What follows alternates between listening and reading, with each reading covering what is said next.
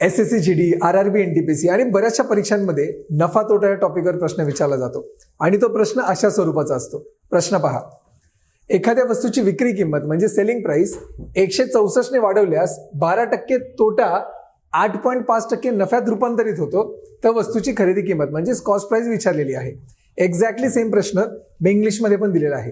प्रश्न सोडवायचा कसा बघा. आता 12% तोटा होणार होता. समजा ही आपली ऍक्च्युअल लाईन आहे.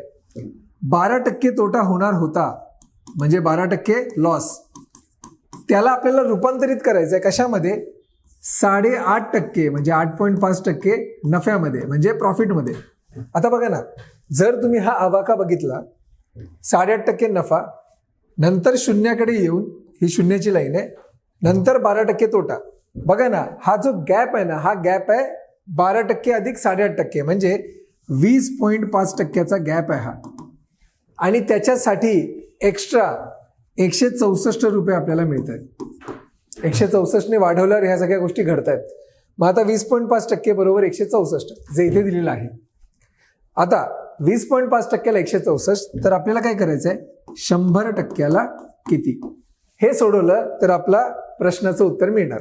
आता 20.5% गुणिले प्रश्नचिन्ह बघा, मी इथे सोडवतो. 20.5 गुणिले प्रश्नचिन्ह बरोबर 100 गुणिले 164 तिरकस गुणाकार केला मी.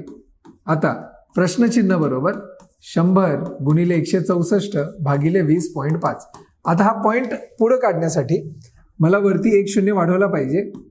गुणिले 164 भागिले 205. आता याला मी 5 ने भागू शकतो.